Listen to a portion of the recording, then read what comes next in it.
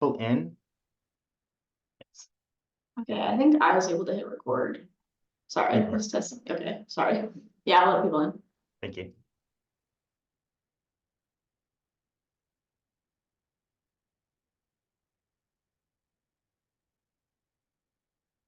Hello, and thank you for joining us today for our webinar on the Social Sector Leadership and Nonprofit Management AM program here at the University of Chicago Crown Family School of Social Work, Policy, and Practice. I'm Ron Martin, he, him, his, the Director of Admissions, and I will be sort of guiding you through the presentation today. So here we go. Here is our agenda for today's session. And while you're having a chance to look at that, I'd like to introduce a few people who are here with us, joining us today to also participate with the event. So I'd like to introduce Kate Attea, lecturer and associate director of the Social Sector Leadership Program. She will be guiding us through the curriculum. Also joining us is Kristen Reid Salomon, our Dean of Students, Diversity and Inclusion, who will be talking about student development, resources, supports, and programming done by the Dean of Students Office. And then other members of the admissions team are here with us today. Emma Toomey, our admissions specialist, and Jamal Banks, our assistant director of admissions. So I want to start first with a little bit of a history of the Crown Family School. So we originally opened in 1908 as the School of Social Service Administration. We were one of the first schools of social work in the United States. And we affiliated with the University of Chicago in 1920. Now, 100 years later, in 2020, we welcomed our first cohort of the SSL program. So we have a long history of providing management and administration leadership training in the social services. And I think as we go on, as we talk about the curriculum, as we talk about the program, I think you'll come to understand the benefit of a program like SSL within the realm of a school of social services, social work, the benefits and what that means for the program. So there are two programs, master's programs, that we have here at the Crown Family School. And so obviously the Social Sector Leadership Nonprofit Management Program, this is our main focus for today's webinar. So we'll talk a lot more about that. But I also wanted to mention, again, the Social Work, Social Policy, and Social Administration Program. Now this program is equivalent to an MSW, and it's for those who wish to pursue careers and assume leadership roles in a diverse range of areas across social sectors that cross individual, family, community management, and policy levels, domestically and globally. And one of the reasons I mentioned this program, the social work programs, we also do have a dual program with the social sector leadership program and social work. So for those who are coming in who are interested in sort of the broader aspects of working in social work, who know that they also or are currently and want to remain working within the social sector realm and thinking about leadership roles within the social sector, the dual program could be a really great option for you. Okay. And before I introduce Kate, I just also wanted to use this slide as kind of like a broad-based sort of a starting point so that we're all on the same page about, what is the social sector? And for us, when we're talking about social sector, I'm sure most of you are familiar, if not all of you are familiar with what the social sector is. But how we're talking about it, we're broadly defining it to include public, nonprofit, and philanthropic organizations that are mission-driven and drive social impact and change. And here are some examples of the types of organizations that could be involved with advocacy and community development, could be involved with education or healthcare, housing, social justice organizations, philanthropy, also policy development and workforce development. So there's a really broad range of what it means to be in the social sector. Okay. And with that, I'd like to turn over to Kate to talk more about the curriculum and the program. Thanks, Ron. Hello, you guys. I am Kate Attea, and as Ron said, I'm a senior lecturer new to the faculty at Crown, and also the associate director of the Social Sector Leadership Program. I came on this year, and what's important about that is that this master's degree has only been around for a few years, and after a few years was able to understand what was working and what they wanted to improve. And one of the areas they wanted to improve was in some of the classes around nonprofit management and social sector leadership and management. And so they brought me on. I have about 25 years of experience in the social sector in philanthropy, direct service, consulting, and And so we've really rounded out the program and made a lot of improvements that are going into effect now and full effect for next year, which is really exciting. So I'll start with that. And then another unique thing about this program, or one thing I really want to highlight, is that this program is really focused on a mission. We have, you can go to a lot of programs out there. You can learn how to fundraise or learn how to manage or learn all these classes. But what's really important about the lens we use is the Crown mission, because we are really focused on meeting the world's most pressing social justice needs and equity challenges. So we are focused on educating and preparing social sector leaders to effectively lead these mission-driven organizations. So to that end, when we talk about building effective leaders, it's not just that you will deeply understand social problems and challenges, but it's also understanding that leadership is really different than management. It requires mobilizing and motivating people towards a common goal, and it really is a central focus of this program. So whether it is formal management or informal influence, because in many cases, you may start at a mid-management role, or you're partnering with many organizations or public organizations. And so influencing is a really core leadership competency. Another component is that we focus on shared deep conceptual thinking and practical approaches. So you will have a mix of courses, and I'll go into this in more detail, but we really focus on both how mission-driven organizations operate and respond to problems, and how organizations collaborate with and involve the community and stakeholders in driving social change. So we combine theory and practice, and that's really one of the defining features and approaches of the SSL program. Another component is that we really emphasize social change, impact, social justice, and equity.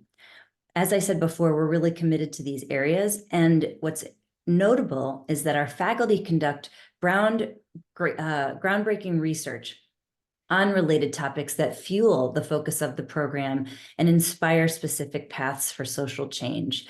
And this is, it's being published as we speak, all sorts of new information. This is what other programs seek us out so that they can build curriculum off of this, because it is so groundbreaking. A final component I'll add is that we provide access to interdisciplinary topics and faculty. And so what's really unique about this program is that you will take core classes in social sector leadership, but then you have the opportunity to take electives across the entire university, which represent sociology, political science, public policy, management, law, healthcare, and more. So you will have a lot of flexibility, and we'll talk more about that as well, but to take a variety of courses and electives, as well as options for dual degrees. Ron mentioned one, the dual degree with social work, but you can also get a dual degree in other areas such as policy. So now I'll share a little bit more about the who is this program for. One of the things that I'd like to highlight is that this is a very flexible program. And so we are designed specifically for early to mid-year career professionals seeking career advancement across the social sector, whether that's in public, nonprofit, philanthropic, or social enterprise organizations. Whether you are desiring a new position or advancing in your organization or just being more effective in your role, this program can help you, and it will help you in the long term. So we see people who years after graduating are really accessing both their learnings as well as their networks that they've created. So even though students come from different parts of the sector, it's really appropriate for those who want to be flexible. So you can either do a full-time program or a part-time program. If it's full-time, it'll be 1 academic year, and if it's part-time, it's 2. And we'll get into more details about that in a moment. There are day classes, evening classes, and weekend classes available. And one other component is that it is for people who are interested in having a cohort.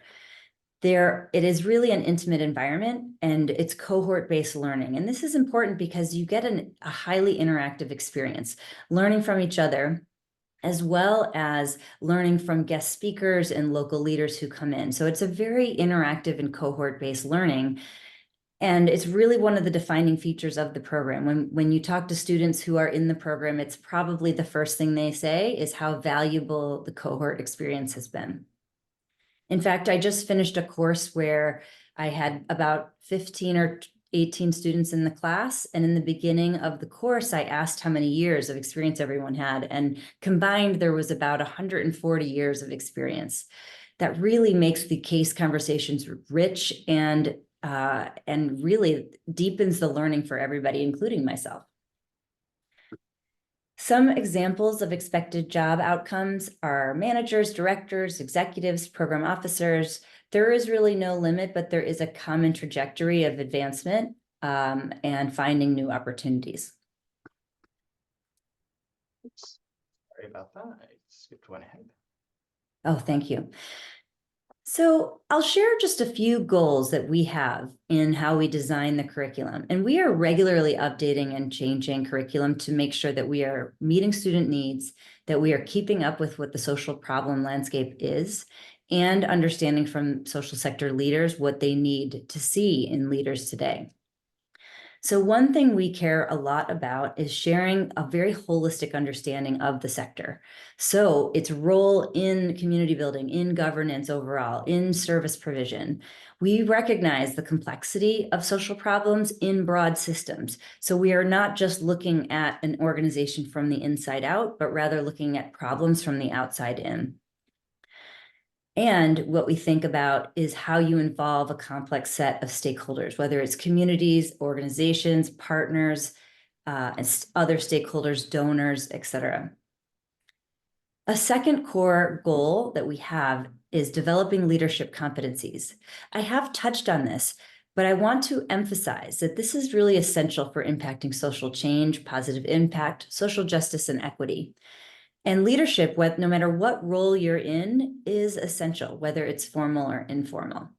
And so we focus on inclusive leadership. It's one of the core classes, as well as we have a class on leading teams in the social sector. We include topics like leading through change, leading initiatives, how to lead organizations and systems, and multiple stakeholders. So we do quite a bit of deep diving on how to lead with strategic vision, inclusivity, being adaptable, developing others, and so on. It's really a core component. We include in that how skill building on organizational effectiveness.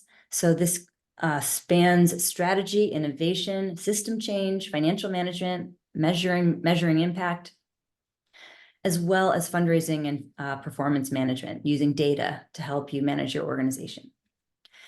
We've said this before and we say it a lot, but we do offer flexibility and variety. And so this is really a core component. I include that here as well as in other places because we can really specialize a path for each individual based on your needs and your experience. In fact, this year we made a change where instead of having a lot of core classes that were required, we changed it to being a selection where there's an offering and you can pick from that list a smaller number of classes. You may still take all of them, but you can be more, we can have something that is more tailored to you.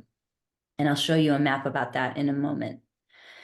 The last thing I'll share here is that we provide opportunities for you to really practice your skills and leadership to study and interact with real organizations and teams. So next year, for example, we will have a brand new class called Social Impact Lab. This is when you will get a team and work directly with a nonprofit or local social impact organization in the Chicago area throughout an entire quarter with guidance and teaching from your lecturer. And that will give you the chance to network, to learn, to really solve problems in the moment for a real organization and be exposed to seasoned leaders.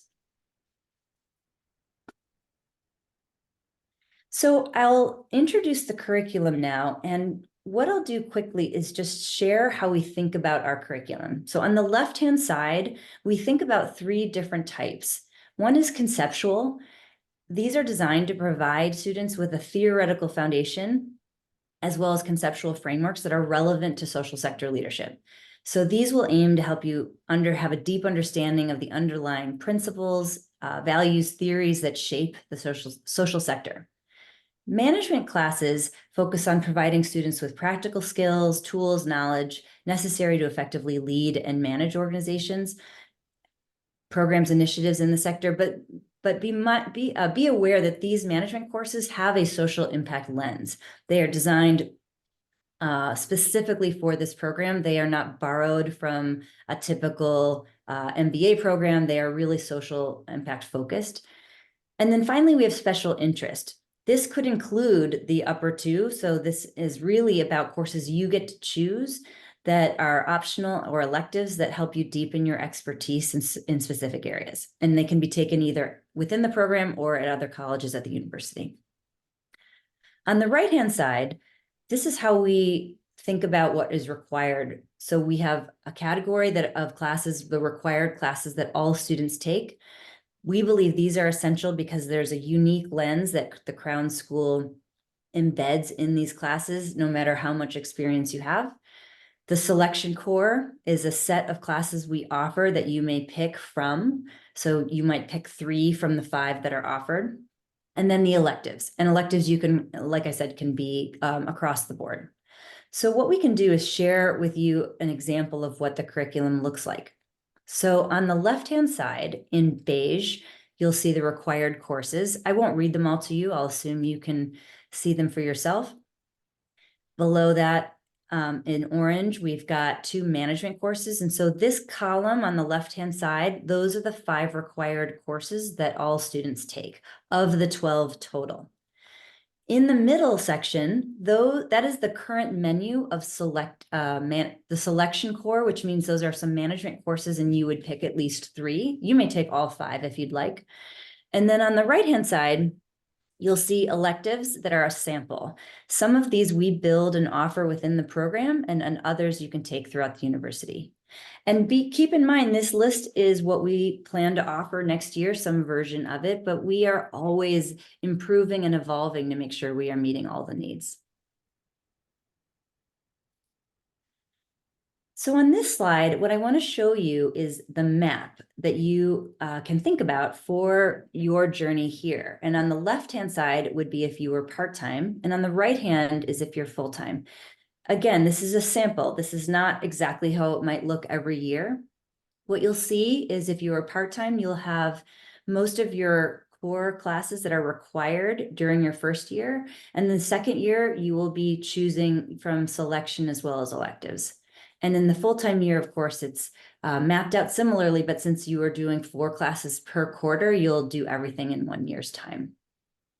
So to give you an even closer sense of what this might look like, I'll walk through 2 examples of students, like a student profile, and how they might navigate these maps. So this example here, what we see is a part-time student who came in interested in business-based solutions to community violence. So what you'll see is in the first year, you'll have those 5 required classes that I mentioned. And then for one of the electives, this person chose a nonprofit operations and management. In year 2, what you see is that this student took nonprofit finance that was also offered from SSL. But in these green boxes, what you can see is this person chose electives in other parts of the university, such as city policing, managerial decision-making, and ethics of business, as well as taking additional SSL courses leading teams in the social sector. And this is a course I actually teach, so we get into detail about composition of a team, communication within a team, positive team dynamics. How do you build competencies and have leadership development within your team? How do you lead through change? We even think about how to avoid dysfunctions of teams. And this is a really terrific class. I'm not just saying that because I teach it, by the way. And then social sector lab. So this is an example of one student. This next example is a full-time student, and this student came in interested in social impact innovations, specifically in equitable healthcare. So similar to the other student, you have all of the required classes, but this student chose the US healthcare system from the public health program as one of their electives. They also took nonprofit organizations and management, but then switched it up a little bit. And in their spring, you can see they chose fundraising and philanthropy, as well as impact measurement and evaluation. Then they, for their other electives, took foundations of social entrepreneurship from Harris, that's the policy school, as well as social change, race, and immigration in the US in the sociology department. So these are just examples. It's a matter of letting you see how you can really tailor your path while you're here for your interests. I'll end this with a little bit of a wrap up of why I think this program is unique. And I'm obviously going to stick around and I'd love to answer your questions. I think this program is really special. And I want to share with you that before I took this job, I looked at a lot of other universities and their programs and did a lot of comparing. And when I took this job, it was because it was so unique and had such great opportunity. And the very first thing I did was benchmark 15 of the top programs across the country to see what they offered and what their culture was and their output. And we really stood up above the rest for so many reasons. One is the cohort experience. This really is special. The second is the combination of conceptual and practical content. I found programs that had quite a bit of conceptual or had a lot of practical content, but let's face it, this is not a cheap program, and for a lot of practical content on its own, you could probably take a master class or do something online, read some books. The blend at this program is so special and so thoughtful. We are always looking at the connective tissue between these things and integrating case studies, leaders who come in and speak with classes, really exciting projects that are real life, really digging into understanding problems so that when the world changes, you don't have like an expired tool or framework that doesn't work anymore. It's highly interactive. These are not long lectures that are one way. These are really exciting conversations. I often find myself stepping back to see the students talking with each other or asking questions to a guest speaker, and it's really exciting to have that. World-class faculty. I don't even think when I came on, I realized how special this component is. The director of this program has published 3 books in recent history that are about internet inequity for people of color, about how important it is to understand why going all the way to measure impact could actually be the wrong decision for an organization because it takes up so many resources and there might be ways that are better. There's just such deep research that is foundational, that is, this is sort of ground zero for that. It's really exciting. And then finally, this focus on social justice. This is such a special part of this program because we are not agnostic about social change. We really want to create or help support and develop leaders who are going to make change in the world. And so that focus is unique to this program. I do want to make sure we have time for questions. So I'm going to hand it back and make sure we get through some of the other important elements, and then I'll stay on for questions. Great. Kate, thank you so much for walking us through the curriculum. I know it's very exciting. I know our students really enjoy it. So thank you. Okay, so just as a quick follow-up, I did want to mention that we are on the quarter system. So a lot of students don't know that, people coming in. So just kind of thinking ahead to planning. So for our social sector leadership students who are taking classes during the, actually spotlight Kate for a second here. All right. So for our students who are taking classes in social sector leadership, we're really focused on the 3 quarters here that I have in highlight: the fall, the winter, and the spring quarter. Obviously, for the full-time program, you're just going to see these three terms until you finish. And then for those who might be interested in the part-time program, you would see these and then repeat it for the next academic year. Okay. And so with that, I would now like to introduce someone who I had mentioned at the beginning would be joining us, Kristen Reid Salomon, our Dean of Students, Diversity and Inclusion, who will talk us through this next slide. Kristen. Awesome. Thank you, Ron. Welcome, everyone. Great to see you all. All right, so I'm excited to share with you a little bit more about the resources that are provided to our students if you decide to apply and get admitted into our social sector leadership and nonprofit management program. So I get the honor and pleasure of representing our Dean of Students office, who really supports students throughout your full life cycle at the Crown Family School. As you can see, our office even starts with admissions. So we're absolutely the first point of contact, and we stick with you throughout your time. We work hand in hand with our faculty, with our administration to support the school's mission. We absolutely adhere to our school's values and all of our work and our efforts as it relates to social justice. And in our work with students, we really believe in a students first philosophy, an identity conscious approach to everything that we do. And we offer really intentional and collaborative programs and experiences for our students that really help to develop your academic support, your engagement, your leadership development, your career development, all of the things that we know are important for you as a student.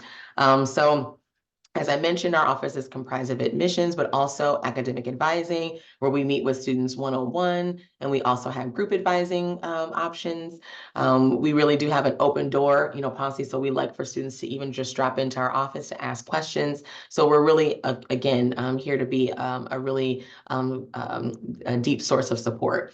We also coordinate orientation, so helping you onboard into the community, and then also graduation, helping to celebrate you after you've done all your achievements. We just had our student recognition ceremony this week, where we were honoring a lot of our students who have done a lot of great work this year. So we really believe in being celebratory.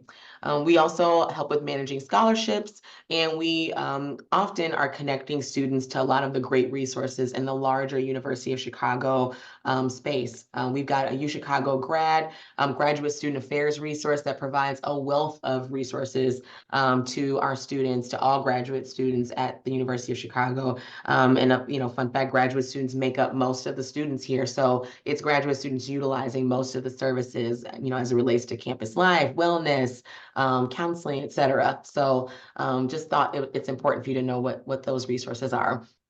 Another key piece of our office is career and leadership development. For a lot of folks, one of the key reasons that you're deciding to go and get a master's degree is because you're wanting to open up other career opportunities and pathways for you. And so our CLD area provides really, really intentional professional and personal development opportunities. In terms of the career focus, we do one-on-one career coaching. We have employer engagement sessions, employer information sessions, different workshops, alumni panels. We do career connection, experiences like Washington Week, where we spend a week there meeting with policy leaders. A lot of our SSL students attended Washington Week and really got a chance to hear what work might be like in DC, if folks are interested. And then we also do an informational interview day in the summer, where folks can get a sense of maybe, different career options or pathways or positions that you might not know as much about, and really get to spend the day with those folks. So lots of good programming on the career side. And then on the leadership side, we believe, leadership is a process that everybody can engage in. And so some of the ways that we look at leadership is through our student organizations and engagement efforts. So Student Government Association, and we have different student orgs focused on different topics where our students can really take the lead, plan initiatives, events, advocate for certain things. We honor and support all of that. And we also provide opportunities to build community, for folks to engage with one another. We know it's important for you to develop a network and to actually build relationships with folks while you're in the program. And so we help to put some things together to help you do that. And then that personal identity development, we know that's so important. That's certainly happening in the classroom and sometimes in internships or in roles, but it's important to have some of those really, key skill building sorts of workshops and opportunities to really help you grow as a person while you're here in the program.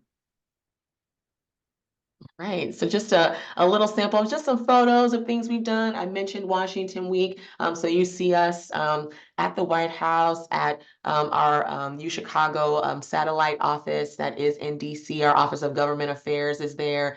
And so again, we go there every week, every year, not every week, but we take a nice amount of students, around 20 or so students, sometimes more. I think this year was a record number. But really, the whole point is to meet with alums, to meet with policy leaders, to meet with folks who could be in roles that you might, in some way be interested in.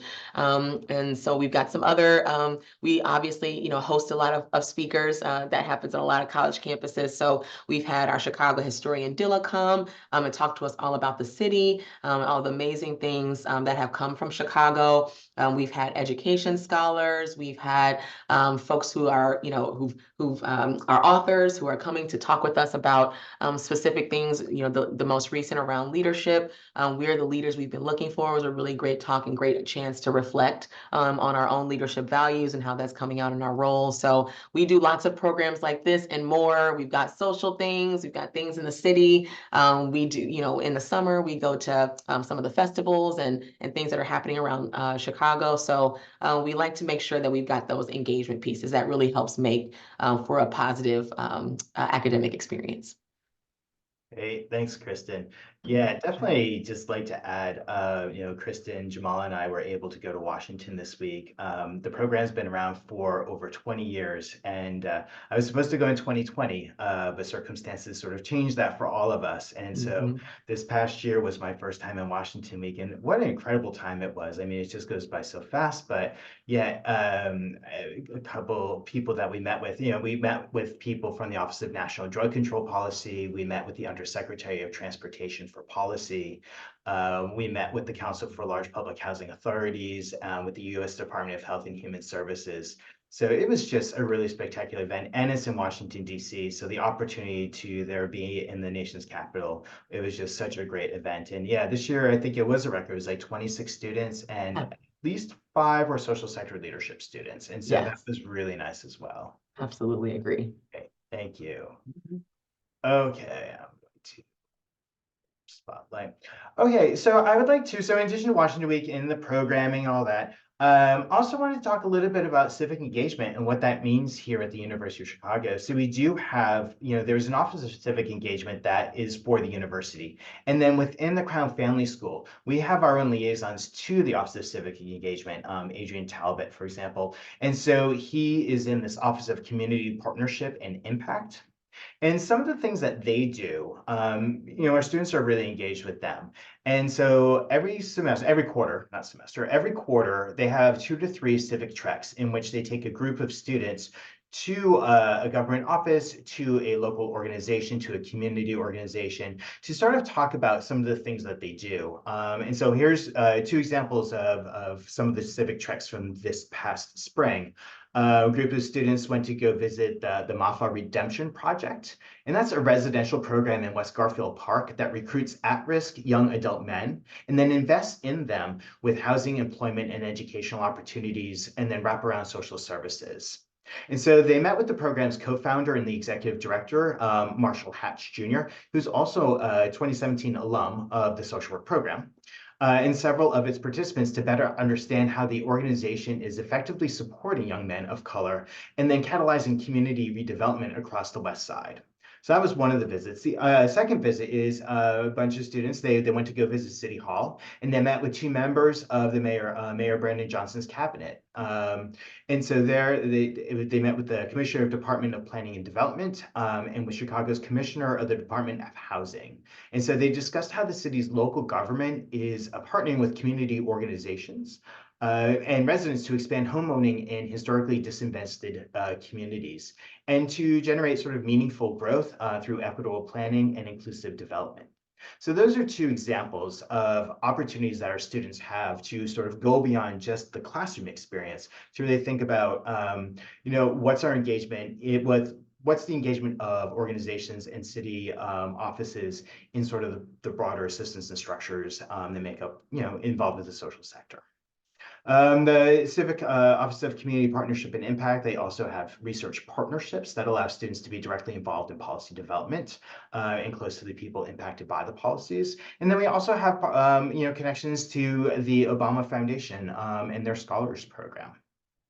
As far as amplifying Crown's impact, so some of the things that the office does, so we're working with students, but really also organizing community events, developing strategic partnerships with civic institutions, and then advancing campus partnerships. So these are all the things that the Office of Civic Engagement, and specifically our Office of Community Partnership and Impact, is doing, that students have an opportunity to participate in and with.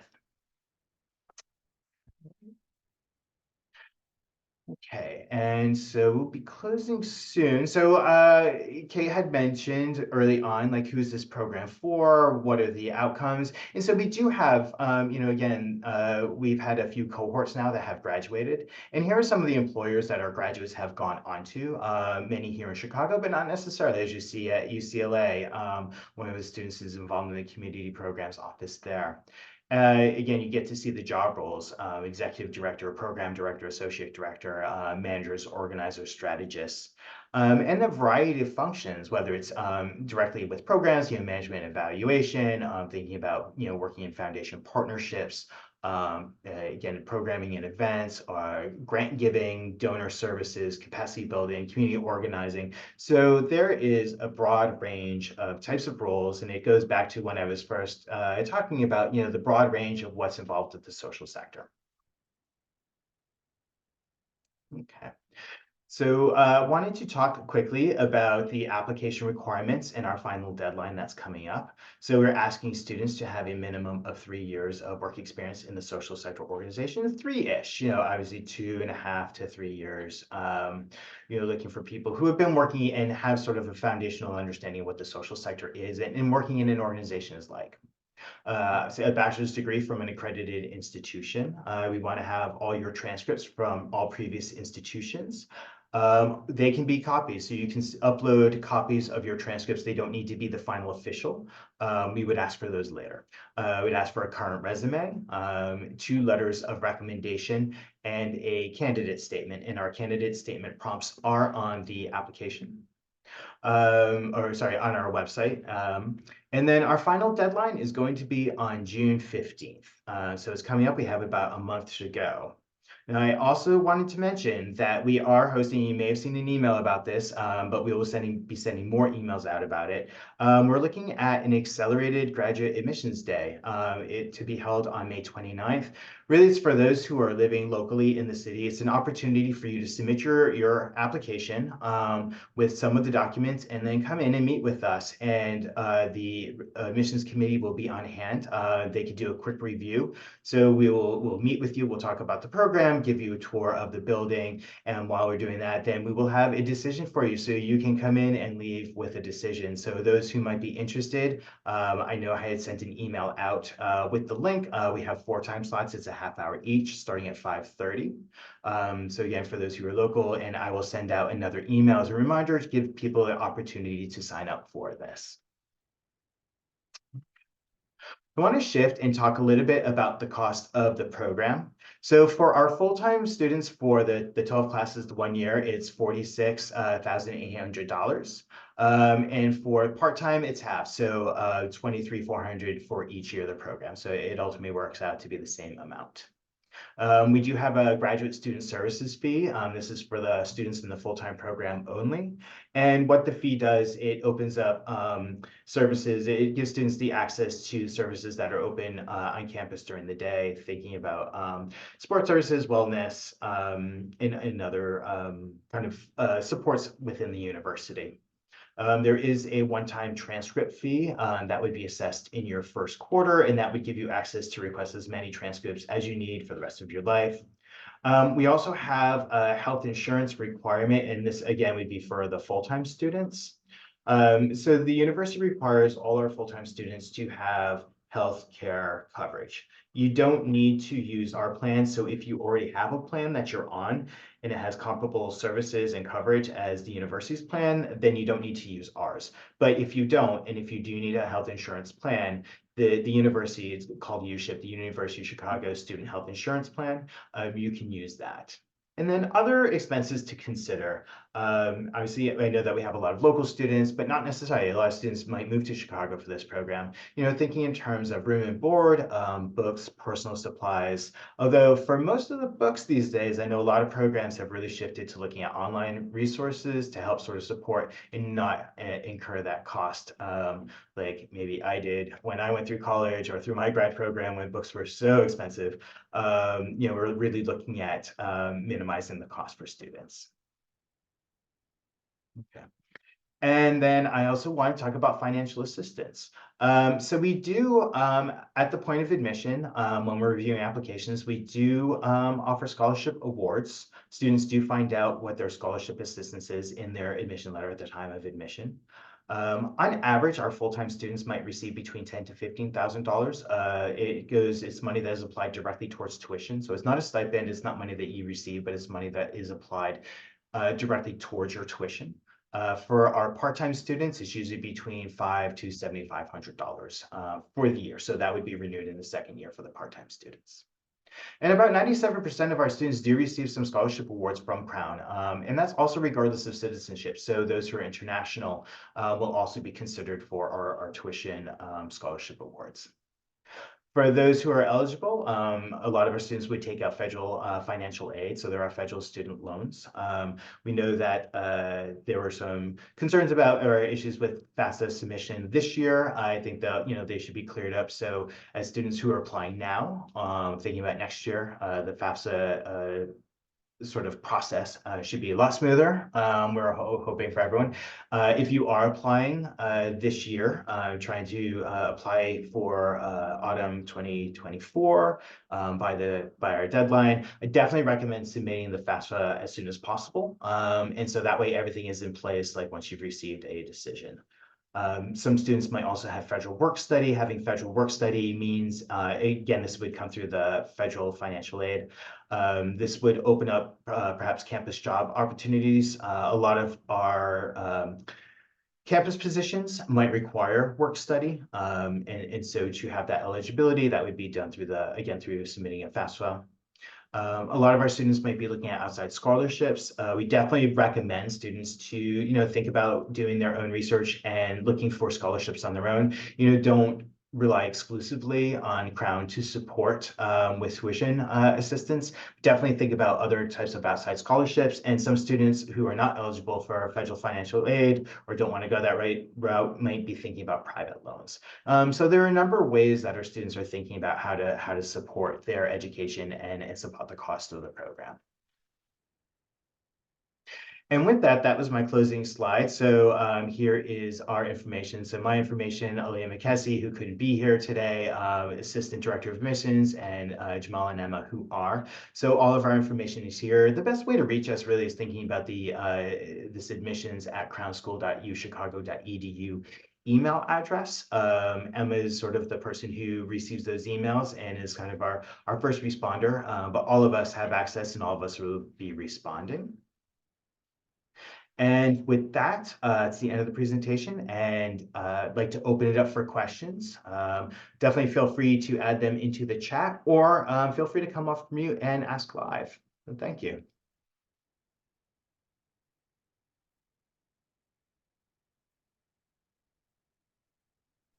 Hi, my name is Corey. Hey, Corey. Hi, thank you all so much for your time and the thought put into this presentation. I really do appreciate it. I was listening to your University of Chicago Crown School podcast this week. I'm kind of bummed there's only like 6 episodes. Come on, y'all. Just kidding. They're good ones though. They are, and that's one of the reasons why I'm really, really excited for all this information. So I wanted to ask about how rigid that definition of social work, the 3 to 5 years of experience in social work is. I am active duty Air Force. I've been in for 13 and a half years, and I am separating next year. So I'm looking at the 2025 academic year. I could probably talk for about 6 days straight about how much my job has entailed social work. I don't know how well that translates to folks that aren't familiar with military lifestyle or culture. But I know that on paper I can articulate that and express that. However, I wasn't sure how fluid or how open to that would be considered in terms of just that, especially like the 4-page comprehensive statement, and then of course, like I said, that comprehensive resume. So that's my question, is like, where is there fluidity with that? And even then, like, there are things I've done within my career I could probably justify it. I taught for 3 years, you know, that type of stuff. But nonetheless, like, how does that work? Yeah, there is a lot of openness. Kate, I see you're nodding your head. Do you wanna step in? I'm happy to take a stab at it because, and you can give your admissions angle, and I'll give Mhm. the angle from who we are hoping to be working with. And so it is absolutely flexible. And I don't think there will be, like, to answer first, short answer is you should apply if you're interested.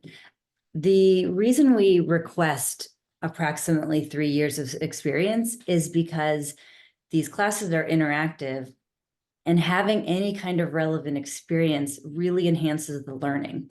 If you're learning about leadership, but you've never been employed or volunteered or anything, then the traction and durability of what you learn is not as good in a master's degree program. It's not like undergrad, or it's not like law or med school where it's a lot of push. This is quite woven. And so your experience, I'm certain, is really relevant. And we have actually people from multiple sectors. It's not always a very straightforward nonprofit role. In many cases, it's someone who was in the for-profit sector but did a lot of volunteer work, or it could be someone who is aware of social problems from some other kind of peripheral career. It's mainly just having some kind of real life experience that shows us you can both add to the classroom as well as absorb the learning in a way that's more relevant or more sticky. And Ron, I'll give it to you to enhance that answer. I think I got that covered. Yeah, yeah, definitely. And what I also, will remind you, again, the social sector being so broad, there are different types of structures that are out there. And so even those who have been involved with organizations in the nonprofit realm for a couple of years, maybe complete like what their scope was within their role, they understand sort of the basic foundation or understanding of what the organization is like, but they may not understand what it means in a different type of organization. So but having that sort of foundational understanding of how an organization works, of hierarchies, of the limitations, of the strengths, of working with others, thinking about how things are structured internally, and then how they are working externally with populations, there's just a broad range. And so drawing on that experience, so we say 3 to 5, really, at least 3, 2.5 to 3, because instead of coming in like I was involved with 2 weeks, and I think it adds to the classroom, it adds to the student's experience when it is 2 to 3 years. But yeah, there is that flexibility, and so that's kind of yeah, that's the intentionality behind sort of setting that work requirement. Thank you so much. Yeah. And a follow-up question, and I understand that this academic year, it's very structured and y'all have it very deliberate. That's very evident. This probably seems zealous, but can you take extra electives? Is there an opportunity or a way to do that? I can step in there. Yeah. Absolutely. Our students are some of our really ambitious students have taken extra classes before. Certainly that comes with an additional tuition charge, as I'm sure you may know, but absolutely, especially if you're doing well. Certainly if our students are struggling or having some challenges, we might not recommend as academic advisors that you take on extra. However, most of our students are excellent and often are, again, super ambitious, so feel like they can take on an additional class. It would certainly be a lot of work, but if you want to, we could figure out how to make that happen for you. And I One don't mean to thing, be sorry.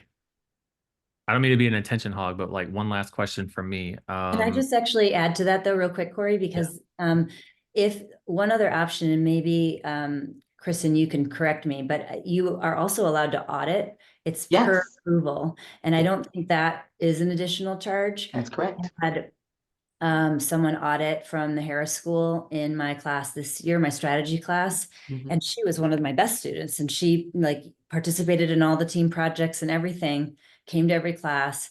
So I think that is an option as well. Absolutely. Thank you for saying that, Kate. That is correct. Sure. And Corey, I'm sorry for interrupting, but I wanted to make sure you knew that was an option. Well, on the subject of tuition, looking through the University of Chicago website, it does make sense that information about the 2025 academic year isn't available regarding yellow ribbon status, but do you anticipate any changes to that? Because I would qualify for that. Yeah, and we don't anticipate any changes. Cool. So Mhm. like, if I got accepted, y'all would get paid very handsome. Okay, cool. All right.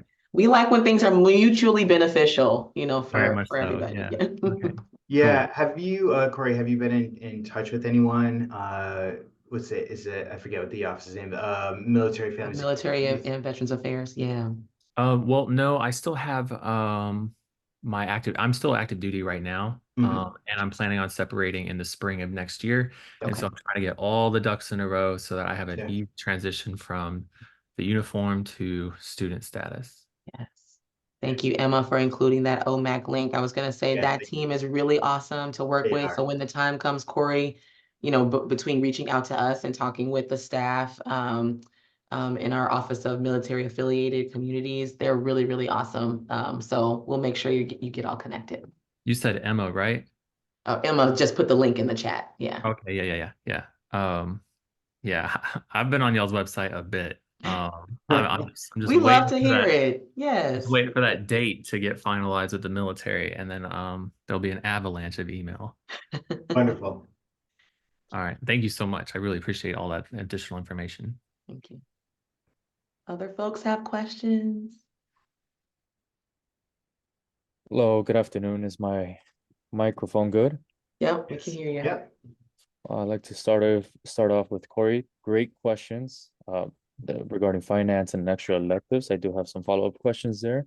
And for the rest of the team, I appreciate the presentation. It's a lot to digest and it's very interesting. So I come from an aspect where I have 6 years of, you can say, social service to victim advocacy job, and I'm currently a mental health professional as a therapist in a nonprofit. Our base is clinical therapy and social work on the other side of it. And I'm naturally interested in leadership and in the future nonprofit world and addressing social issues with a particular niche, but I need to educate myself more about the issues, the micro and the macro issues. And the first thing that came to my mind was getting licensed. MSW type of license from the AM program. And my understanding is that Masters in Social Work is like an MSW that is accredited in that way that would allow me to get an LSW or an LCSW. And I take it that SSL does not. Is that correct? That's correct. There would be licensure for the SSL program. Oh, there would be. So it No, would. there would not be. No, Oh, sorry, there would not be.